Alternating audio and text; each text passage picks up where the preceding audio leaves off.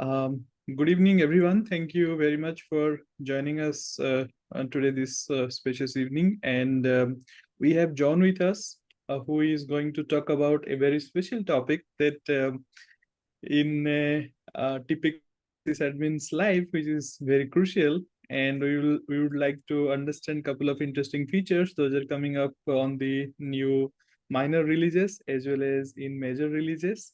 So over to you, John. And before starting into the topic, we would definitely like to understand how you have started your journey in typically in VMware as a consultant, then getting into this tech marketing. What was the journey? How it actually gets started?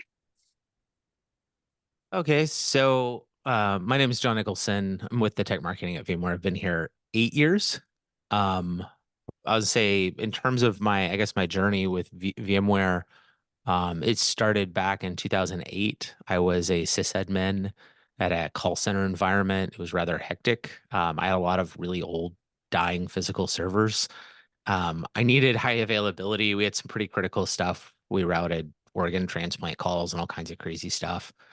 And that was the early days of vSphere 3.5, and it worked. And I remember watching vMotion that first time. It felt like a magical thing. And um, part of the early days, actually, it's interesting. I ended up on vSAN because I actually built my own shared storage system back then, using chewing gum and DRDB and NFS, which was rather painful in hindsight and caused me problems later. But I was doing software-defined storage, I guess, at a very early part of my career. Um, After doing that for a bit, I went to work for a VMware partner who did a lot of consulting. And what was fun with that is I spent 5 years managed service, but also doing professional service work. And I worked my way up from help desk calls to managing the professional services wing. And what I really enjoyed about that was I spent a lot of time in different environments, different businesses, understanding how virtualization. Spent a lot of time with VDI, which is in some ways felt like a terrible thing to manage because you had to learn everything. But on the other hand, you kind of have to learn a little bit of everything to manage VDI. It's been 8 years, but I still remember how to do a loop back, in GPO, which hopefully is not still a thing, but I think is.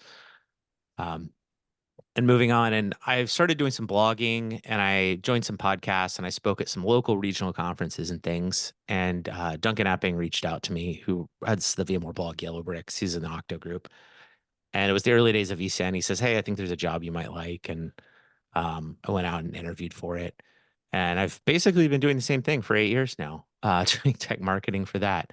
I joke with tech marketing as a career path. It's something that most of the people who end up on it were already doing it, sometimes for fun, I guess, so to speak. People who are already blogging, working with community, providing feedback to product teams.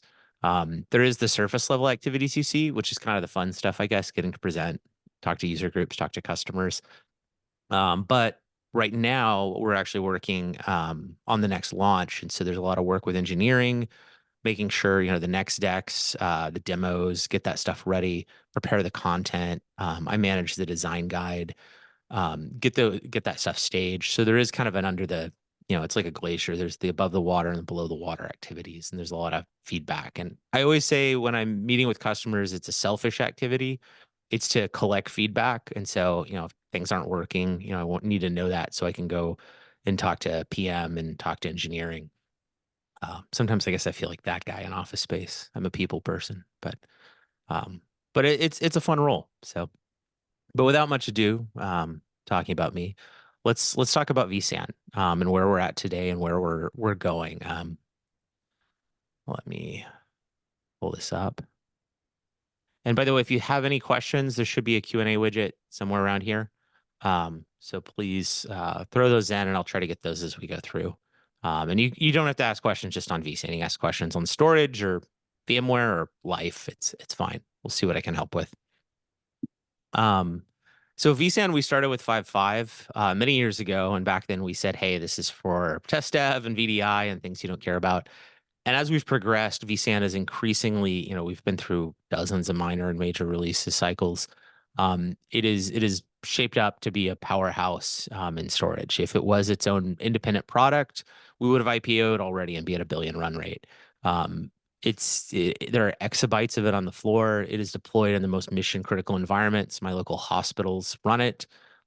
Both of my major financial institutions use it. One of them had over 100 petabytes as of 5 years ago. God knows what they're up to now. So there's a lot of vSAN out there, and I know some people, you may not have encountered it, but it definitely, in the organizations that have it, it has some pretty interesting use cases. Part of those use cases is we're always trying to expand and build out from what we have today. One of those areas is the new HCI Max platform, which I'll talk to in a bit, which really helps us address some of the use cases where hyperconverged infrastructure may not necessarily have always worked or been the best fit. We're also just improving the core platform.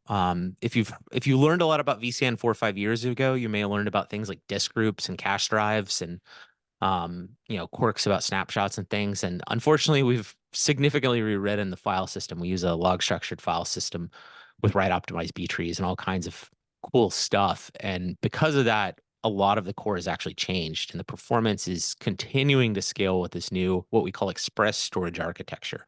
And so if you see someone say ESA, that means the new goodness. If you see them say original storage architecture, OSA, that's referring to the old two-tier model. For net new deployments, we really want to see express storage architecture. It's faster, better, cheaper than the old thing, so to speak. And then we also have some operational improvements that we're driving into the product. There's been a lot of great storage products out there that are really fast, but being fast isn't good enough. You need to be easy to manage. If your environment only needs 10,000 IOPS, it only needs 10,000 IOPS, and you want to be able to make sure you don't run out of capacity, or you can understand when there's an issue. And this is something that I think we're in a unique position because we sit as both the client and the storage. We sit on both sides of that storage conversation, so we can get real end-to-end visibility. Let's talk about what we can do from a topology deployment basis. So we've had, we started with 2-node clusters. Then we are in stretch clustering as some kind of unique capabilities that we can do, but we've got a new topology that helps bring things out, and this is vSAN Max. Now, vSAN Max is our disaggregated HCI, which is a marketing term that hurts me because HCI is supposed to be about convergence, and disaggregated applies the opposite. But hey, it's what Gartner said is the term, so here we are. This provides petabyte scale disaggregation for storage. It gives customers the ability to provision a cluster to be used for shared storage for multiple vSphere clusters. This does require express storage architecture. It's built on top of that. And this, for customers who, I guess maybe in their mind, they just really want to see a 3-tier architecture. They want to see storage over here. They want to see compute here, networking between. We can do that now. And so it's interesting because half the conversations I have are very much driven by the scale and the operation. And the other half, sometimes I have conversations with people who just have storage teams who just want to look at something and say it's storage. And you know what? We got them. We can absolutely cover that use case. And so we are expanding support for this. Directionally, you're going to see even tighter integration with this with VMware Cloud Foundation. Goals of being able to build things like having a storage workload domain, and you can RBAC permission the storage guys there and they can feel comfortable.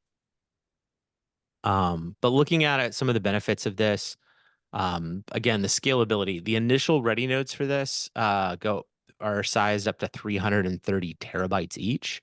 So you put a 32 node cluster of that on the floor and you're looking at 10 petabytes of raw storage before compression and then provisioning and other data services. One of the cases for this where this has come up a lot is if anyone deals with Oracle or SQL Server, any of those databases that can get pretty pricey on the core licensing. I think I've seen rack list for 20,000 a core. Those are environments sometimes where a customer only want 2 hosts in a cluster, but they also want lots of storage, lots of performance, RAID 6, all the capabilities of a larger cluster. And so this was always a problem for vSAN, as people would want to deploy a little bit larger clusters to get some of the benefits of scale, but they also wanted to control licensing costs. And so what you can do here is you can build out that 2-node cluster for that database, and it can also have VDI, and other workloads can all sit on this vSAN Max cluster. The other thing also is from an operational basis, if you know how to use vSAN, you know how to use Max. It's maybe a 5-minute difference in operations you're looking at.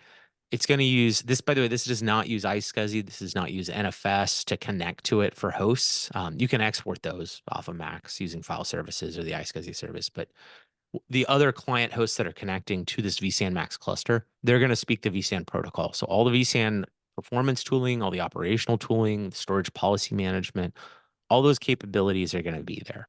And if you previously, we used to have something we called HCI mesh. This builds kind of on top of that same framework.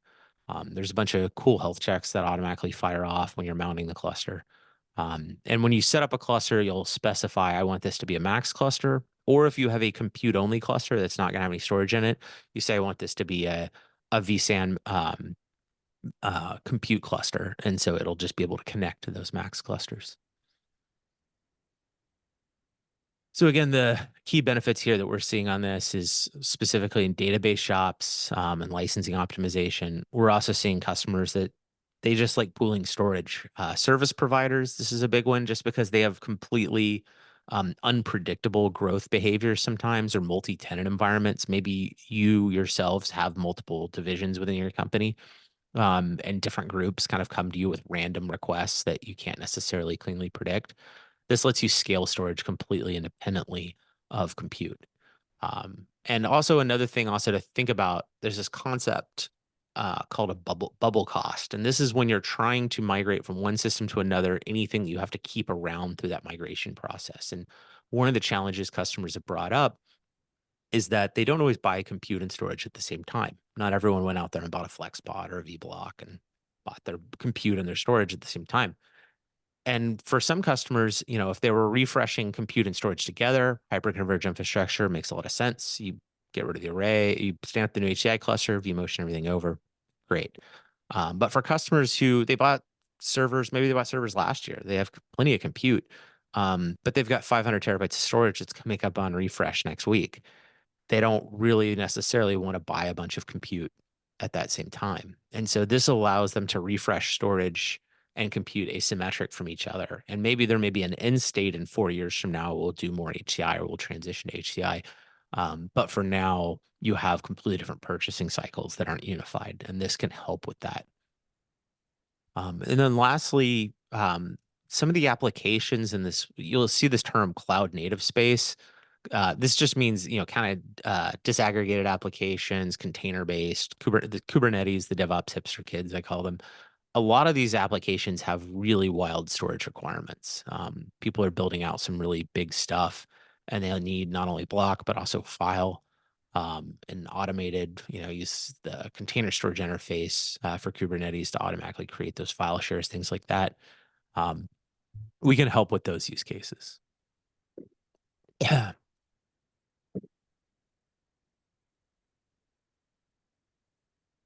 See what we've got.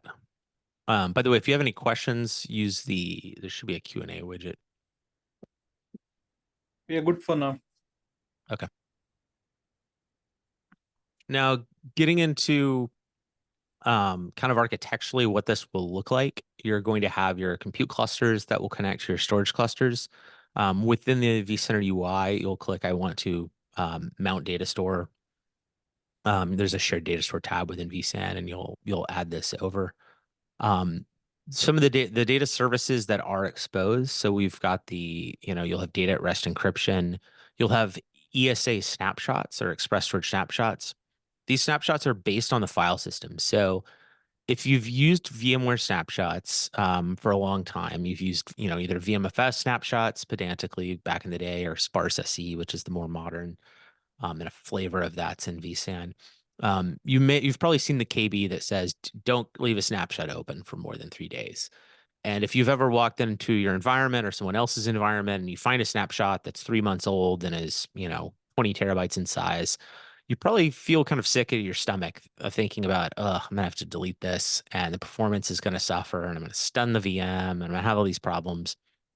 One of the nice things, one of the best features of express storage architecture, even if you don't need all the other performance capabilities, and Max consumes this, is that we offload snapshots to the file system. And so what that means is that when you take a snapshot, it's just creating metadata pointers. It's kind of, think of it like a copy on write operation, although it's technically split between the data and the metadata path. And so when you delete that snapshot, no data has to move. Previously, you'd have to have this large copy operation where you basically replay that delta log from the sparse SE snap. And that could take hours, that could take days if you had really slow storage and it was really big. And the whole time, if you had multiple of those, you might have an 80-90% performance loss in that environment, which could cause application owners to get pretty angry. There's a video, if you actually just Google YouTube ESA snapshots. It's from Explore, actually. It's the beginning of my workshop last year. I built a snapshot tree that was like 30 snaps deep and, dozens of terabytes and was built out over a month. And I can sit there and just hit delete, and in milliseconds, poof, they just disappear.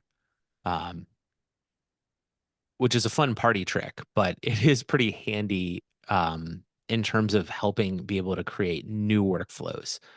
I can't speak to what we're planning on shipping soon directly, but I will say we are looking to build snap management functionality in terms of having automated snapshots, in terms of copy data management. Think about you want to do CI/CD pipelines, or you want to do testing. Maybe your DBAs or your developers, they want 5 writable thin copies of a database every morning.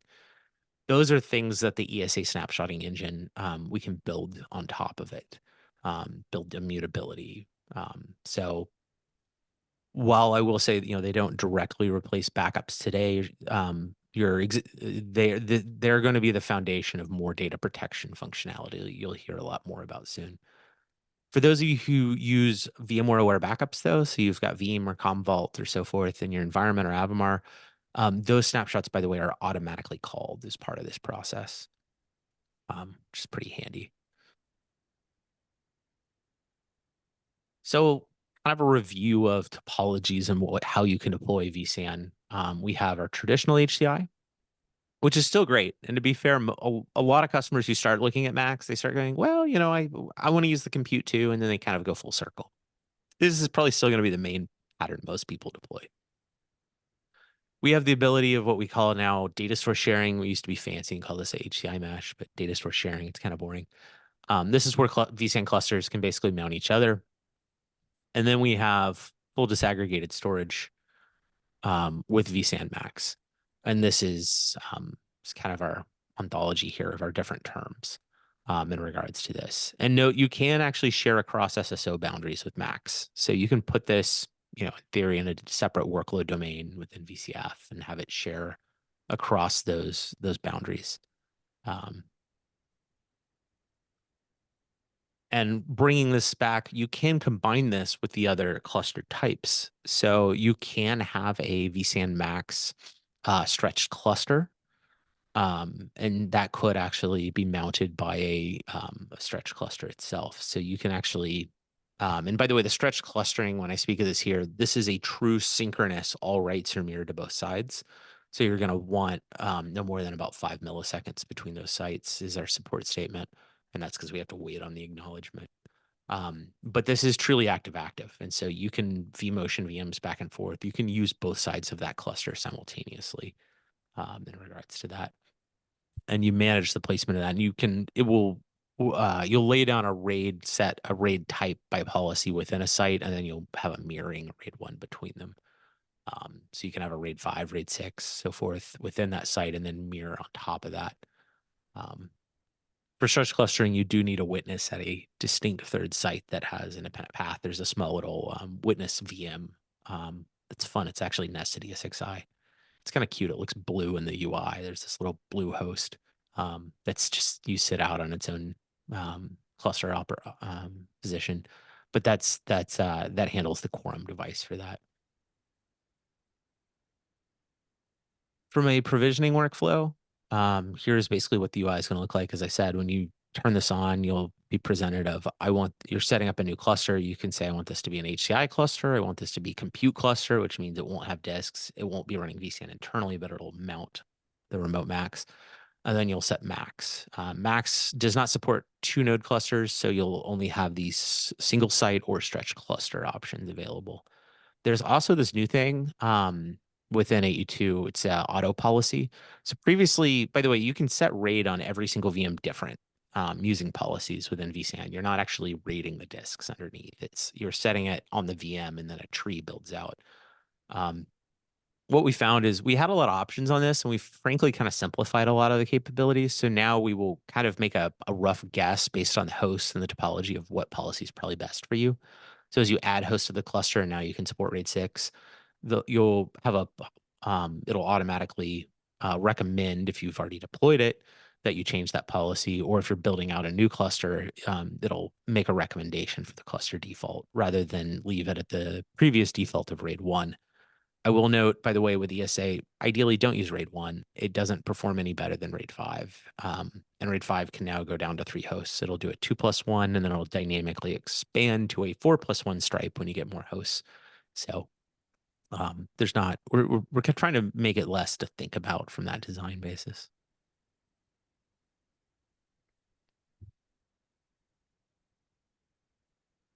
So from a connectivity basis, it's under the configuration at the cluster level, vSAN services, compute cluster.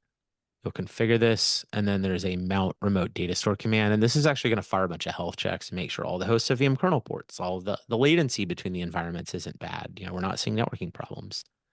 This will basically walk through that process. And if you want to unmount it, it's in the same area operationally within the UI.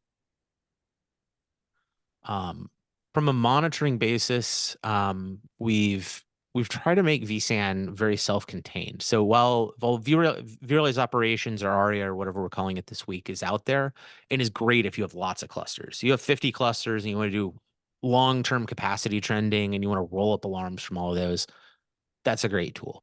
If you want to do tactical troubleshooting of, hey, I'm trying to look what's going on with this one cluster, what's going on with this one VM, we wanted to make vCenter self-contained where you can do everything you need there. You don't have to go to another tool.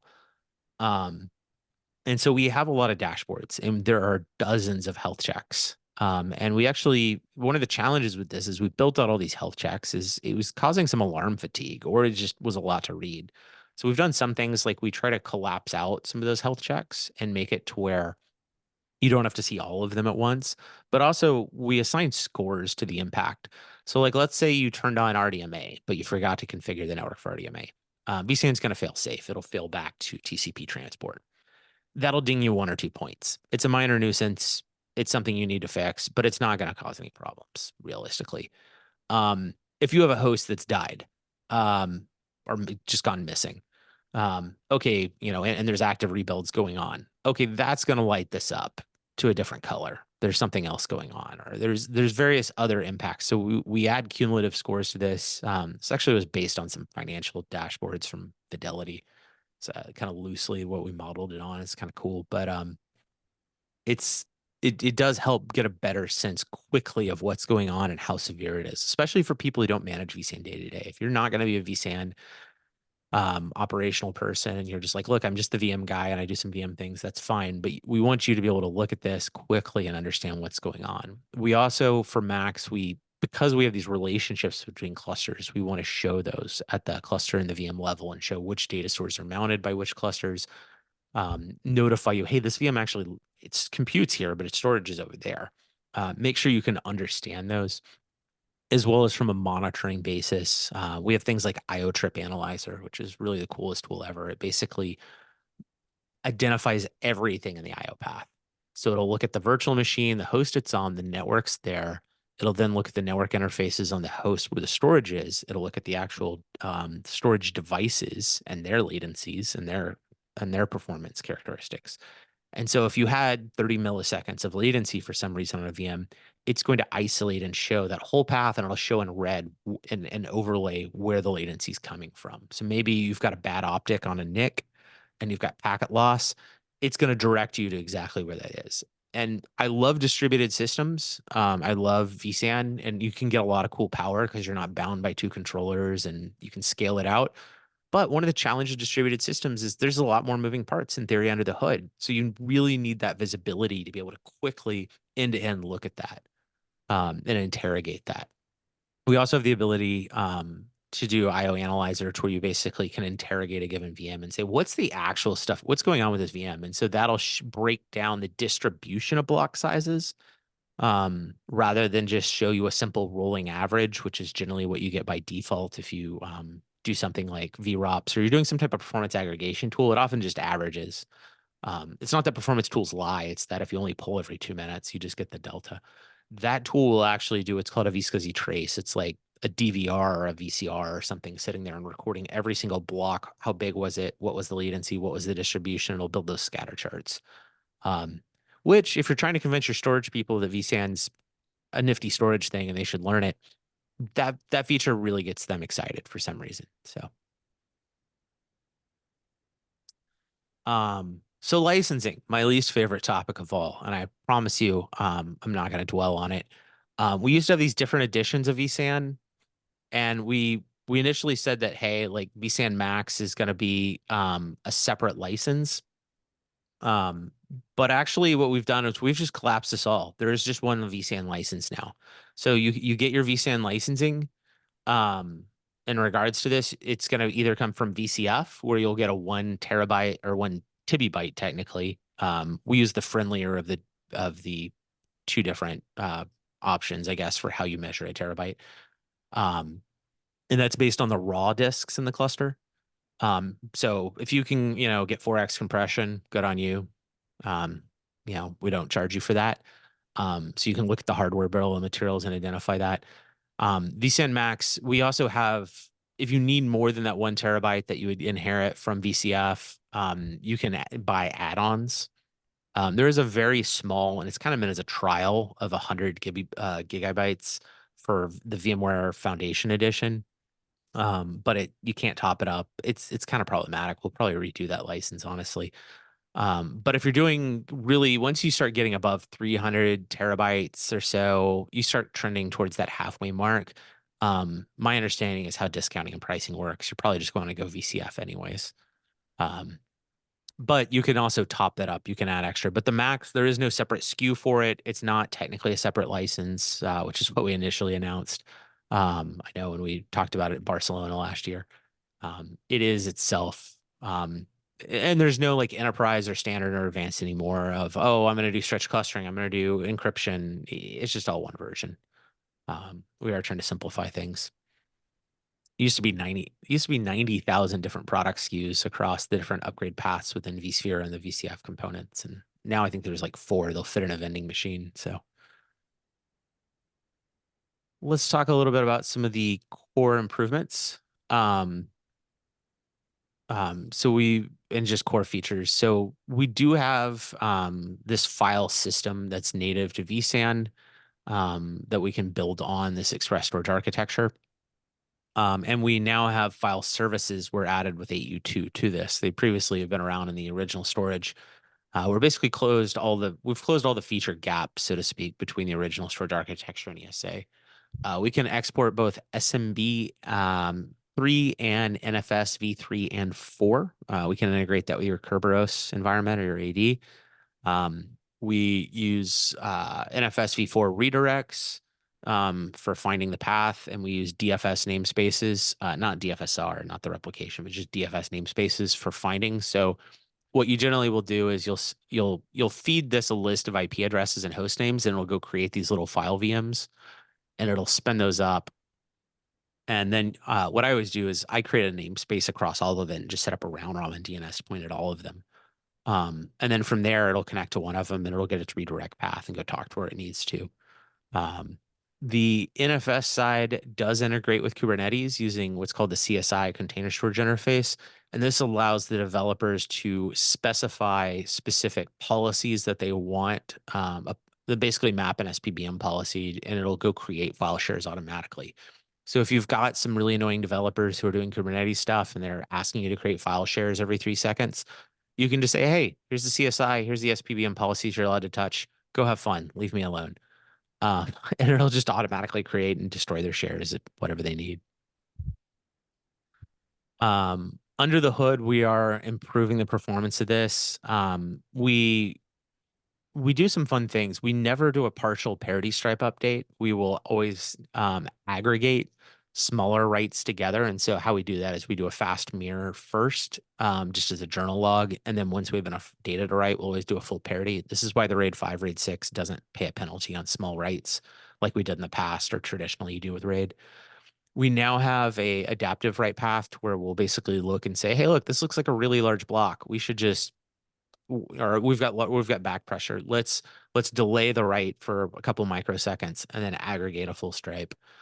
This improves large throughput operations significantly in vSAN, ESA, and also outside of vSAN under the hood. So let's say you don't even use vSAN. There's a lot of just general improvements to the core storage stack. If you're trying to push really large performance to a single VMDK, you really want to be on the newest 8 releases and be using the virtual NVMe HBAs. I know they used to not perform better in the old 7 releases, but they've cleaned that up. And so we really can do a multi-queue IO path end to end. But I will say, just from a performance benchmarking, I was running just a simple synthetic workload the other day, and I was able to saturate half of my host storage networking throughput off of a single VM. The scalability of single VM performance was always something that was that needed work on across not just vSAN but across vSphere, but it's definitely there. So those big database workloads, things like that. Um, I know people used to sometimes do really unnatural things where they would grab 6 HBAs and create 20 VMDKs and stripe them in the guest OS. And maybe you might need to do that for some things, but there should hopefully be a lot less of that. Um,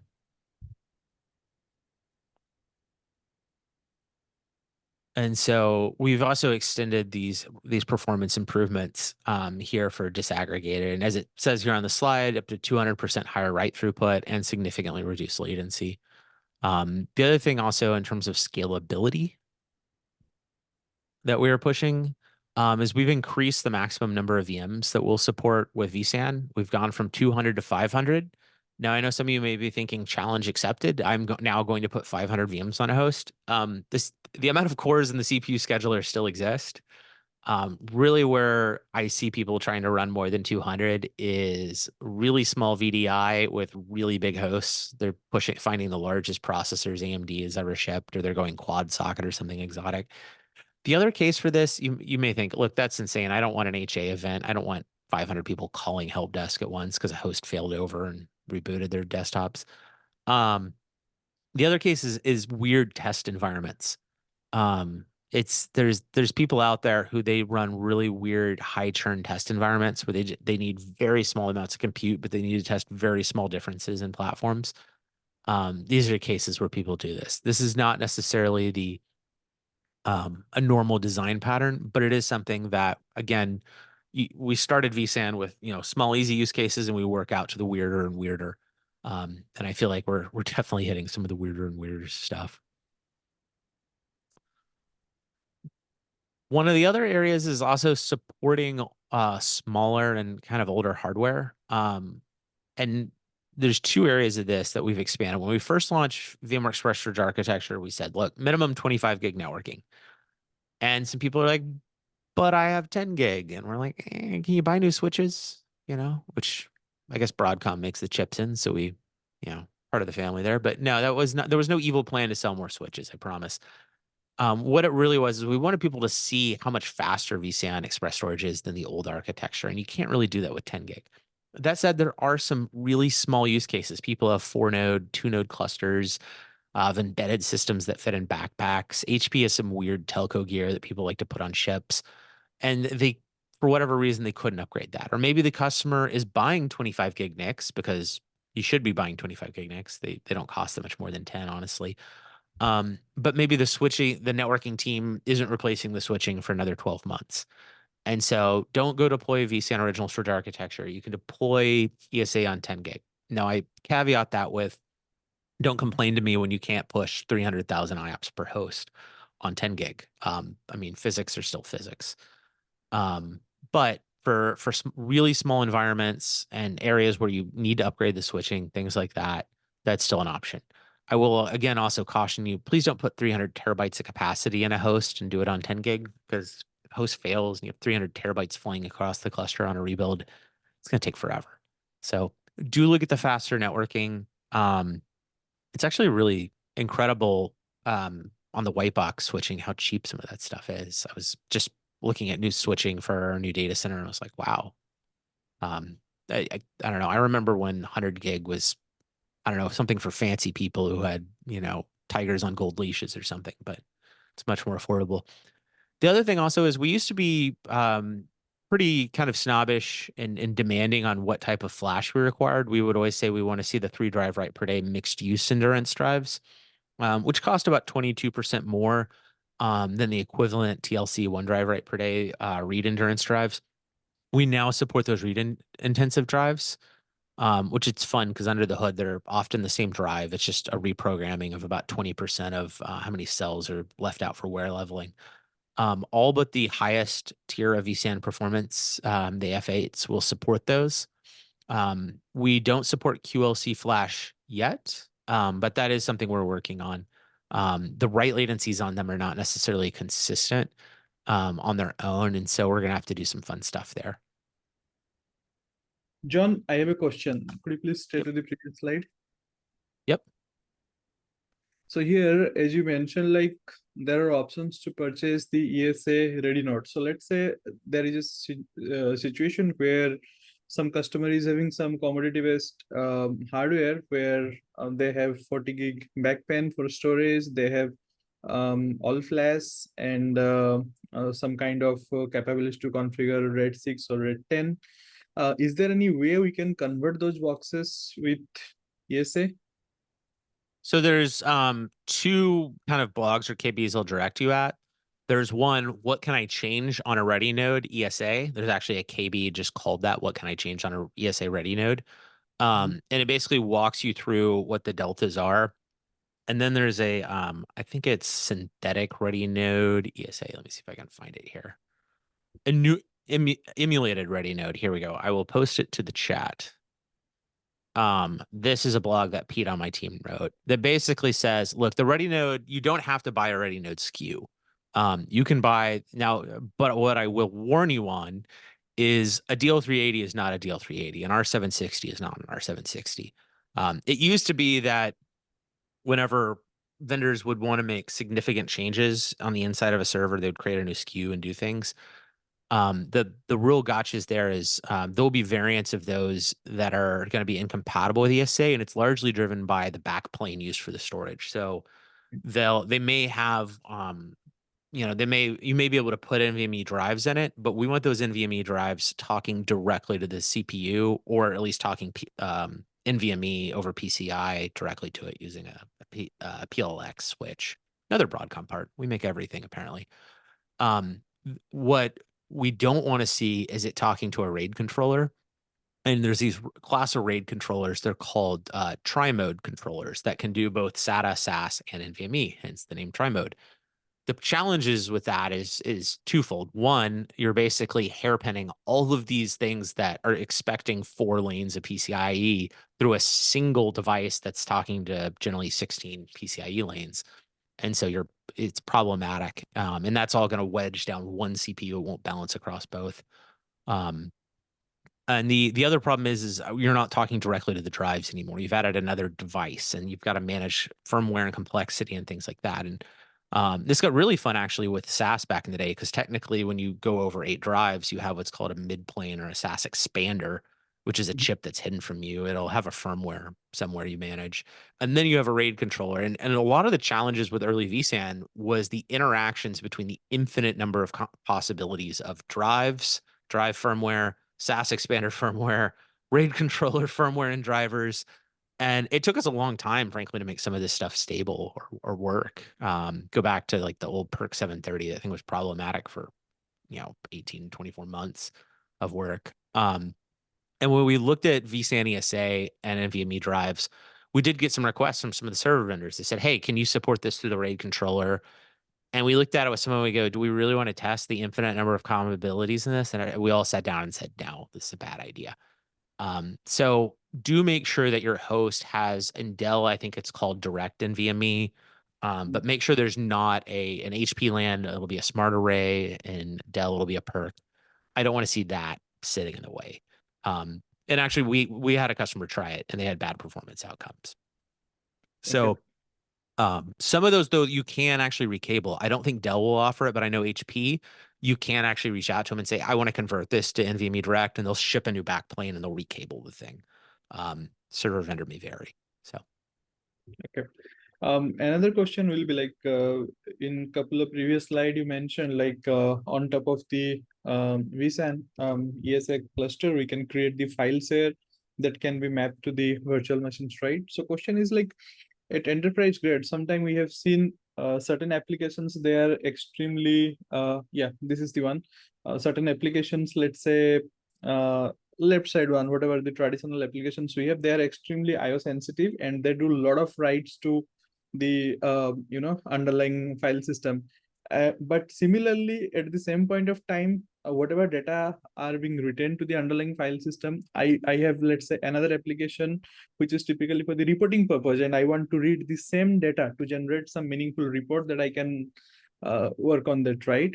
So can we allow the same file share to be mounted as a read write for a couple of nodes and read only for other nodes, and have very minimal latency and get close to the real time throughput at both sides? So if I understand the question correctly, you're wanting like an NFS mount that you have something that's doing lots of read operation or lots of write operations to, and then you have other things that you want read access to that. Right. Um, Historically with NFS, you can write out if you're doing IP ACLs, like just the traditional NFS 3 ACL, you can do read only for certain and read write for others. I'd have to check and see if we support that. I think we do. The other thing also is we do support snapshots on this, and so you can create a snapshot, and the snapshot's not writable. And so I would do is I would actually just create periodic snapshots and then mount them to that analytic application to pull off of, because the snap path won't be writable. Would be the other way to handle that. This does create a file system abstraction layer. It's called VDFS. It's a cool file system. It scales into the exabytes. They worked on it for like 8 years. They were working on it prior to me starting. It was a long journey. It's kind of a pet project at Christos. They've done a lot with inode scalability on it. It is missing, to be fair, I will admit, some reporting. So like if you want to see like detailed logs of who changed what, stuff like that, your traditional enterprise some of the traditional boring enterprise NAS stuff, yeah, you're still gonna be looking at running a traditional filer or spinning up a Windows VM. Although we are planning to expand it. Um, One thing I will say is that file system operation, it's only mounted to a single one of the VMs. So if you have an 8 node cluster, you can have 8 VMs across. And what it actually does, it runs Docker. It's under the hood. It'll spin up a container, and it'll manage the failover. Every share will create its own container operator. And so as you create more shares, it'll fan out, but you're not mounting to a different host. All the operations will come for one share will come through one host. It's not like a PNFS or anything yet where it's parallel. The IO path does cut through directly to the hypervisor. It's the VMCI bridge, so it's like a raw PCI Express connection. So that container is weird in that it only speaks the handful of ports required for the base protocols. It's not talking to a VM kernel port. It's not hairpinning over Ethernet. It's a secure encrypted PCIe connection to the hypervisor, and it does zero copy operations. It's really cool under the hood. It's weird but fun. Yeah, thank you.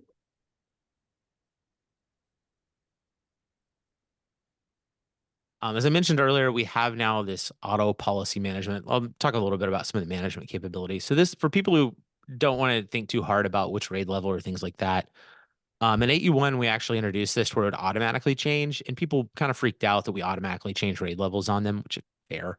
So now we just strongly suggest it, and that you have to click a button. It'll fire off a health check. That'll light up. We also have cluster reporting capabilities that have rolled up more. We've expanded this, so we do show file system overheads. This shows snapshots. This shows file shares. What's iSCSI? Basically, help you understand where that space is. You can also, within the capacity monitoring, you can set reservations for things like host failures or operational reserves, and you can also set dynamic alarm thresholds for rolling that up. We've clarified a little bit of what some of the internal overheads are. If you work in a service provider environment, you may want to kind of follow a model to where you have ops people who just run around data centers and shove drives and things and see a red light and swap it and do things like that. We have a desired state model to where it will automatically claim disks. So previously with vSAN, you would load disks in, then you'd say, I want these disks to be on vSAN. You can basically create a manifest and say, hey, if the drive meets the following conditions, just automatically add it. This is useful again for service providers in really large scale environments typically. Um, but it works in kind of a desired state. And this works with, we're shifting, this is part of a larger thing we're doing with vCenter in general and vSphere, is trying to move away from kind of the imperative based host profiles of old days to a declarative configuration across everything. I guess the Kubernetes people rubbed off on us in some ways.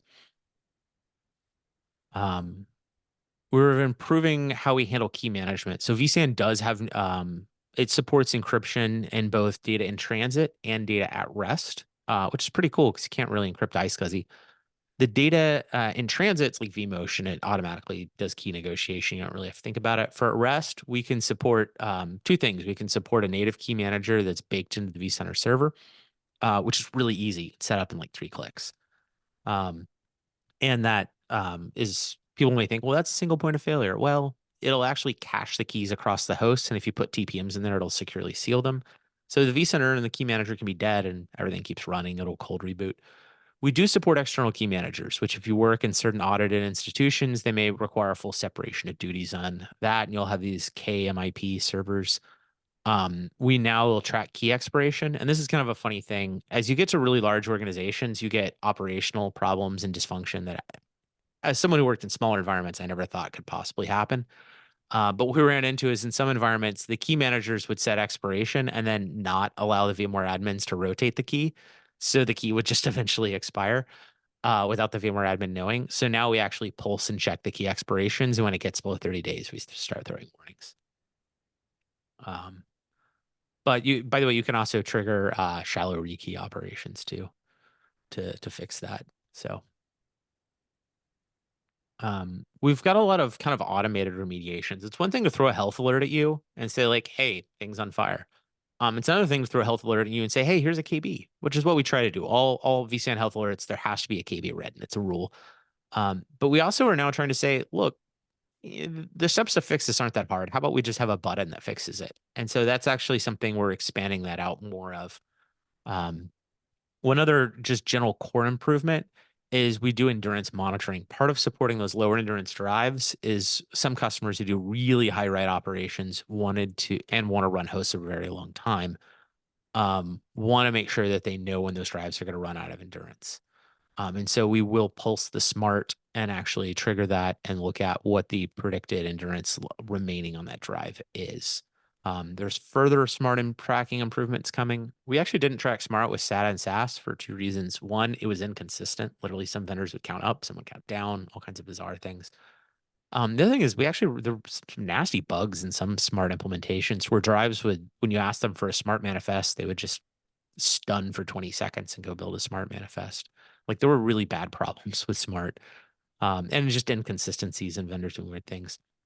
With NVMe, you don't have that problem, and that's because the Open Compute Alliance, the Metas, the Microsofts of the world, have basically designed on an NVMe standard, and they refuse to purchase anything that doesn't meet that standard, and they test that standard. And so everybody gets to benefit from the massive fleet economics of testing and yelling at storage vendors that Facebook does. So the next time you're scrolling Instagram, think, wow, the flash drives behind this and the pedanticness of their storage team is helping benefit my cluster too. But yeah, there's a lot of improvements in terms of monitoring on that.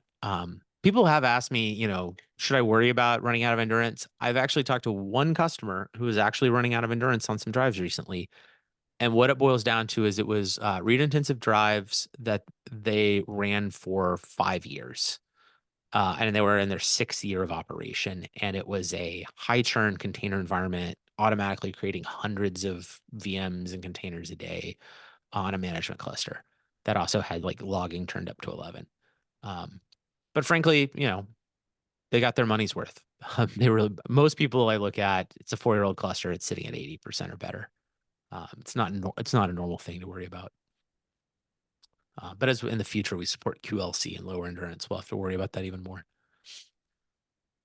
The monitoring, it's great if you have that, you want to monitor VMs, but maybe you've got thousands of VMs. We automatically will surface up what are kind of the top talkers across what's generating the most workload. So if you're trying to get a feel for an environment of where the performance is, what are the outliers, what are causing the performance demands on a cluster, we expose that within. And this helps find also hotspots within the cluster. This builds on what we've done in previous versions of vSAN. You also can look over different periods of time for this, not just what's in the last hour.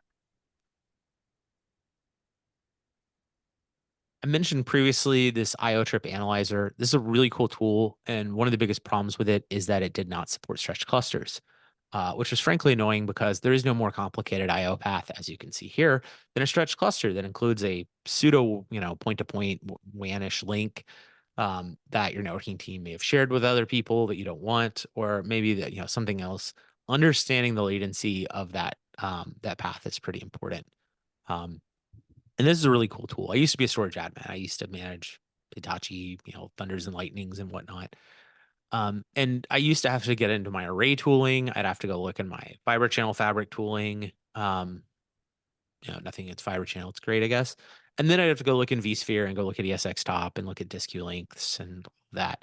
And I'd have to try to piece that puzzle together across the IO path and figure out where latency, where the bottleneck was, what was the problem. Maybe there was no problem. My app owners were just whiny, or my SQL DBAs need to learn to write an index, not use select star everywhere. But this tool really helps provide that one point visibility across that entire IO path, which is really handy. And particularly with those intersite links that can be a bottleneck, this will help you understand what's going on there.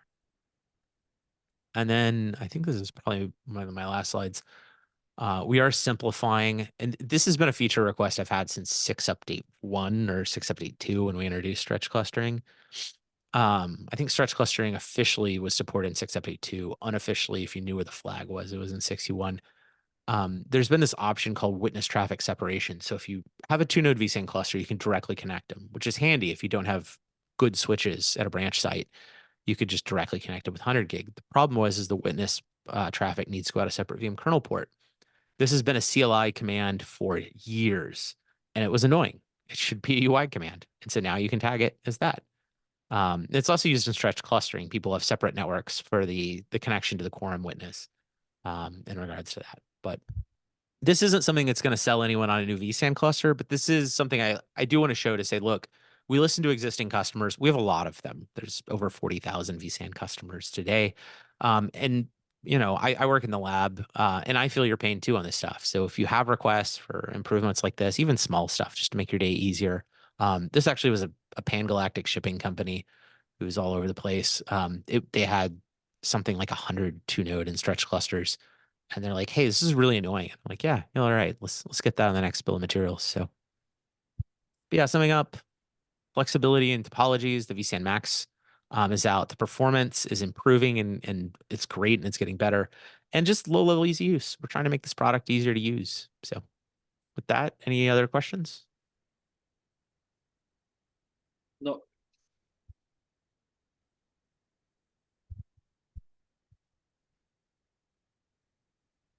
Stop my share.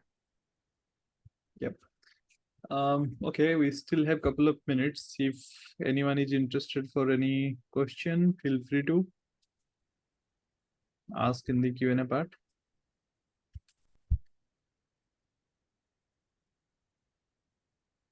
All right, I think we're not going to have more, so I'll just stop the recording now.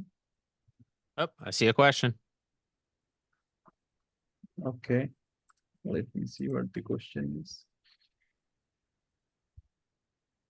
How can vSAN Max to help current vSAN Robo? So from an edge site usage, you could build a vSAN Max cluster and then have a 2-node. It wouldn't be a vSAN Robo. You would have you could have a 2-node vSAN compute cluster on the edge, and then you could have a Max cluster that has 4 petabytes. So like if you have some weird edge site, maybe we're doing geospatial stuff, is where I see those kind of bizarre use cases. where you have a small amount of compute and just a huge amount of data, or maybe it's retention. You've got really weird retention requirements. I've seen that with some pharmaceutical manufacturers and things. You can build a vSAN Max cluster that sits there next to a 2-node cluster and does that. But then you wouldn't really have to do like a 2-node or traditional robo. Some people kind of confuse those two. You can definitely put it out there in regards to that. Yeah, robo technically is a license, by the way. You could have a 32-node robo cluster or 25-node cluster robo cluster. It was just it was a up to 25 license pack, things like that.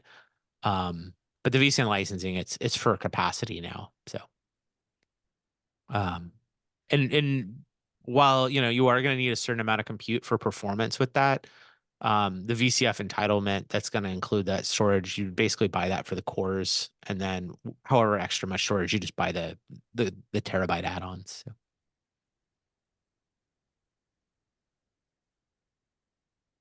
So there is one more.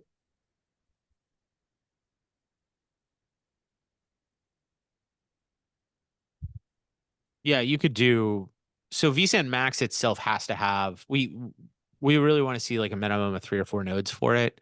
If you did just want to do 2-node vSAN, you could do 2-node vSAN. So if you're just trying to do like a really small vSAN in regards to that, the cheapest way you're going to do that is do 16 cores, which is the minimum per host on a single socket, and you do 2 hosts of those. Max is really more just about just adding a lot of capacity. It's generally larger clusters or larger stuff.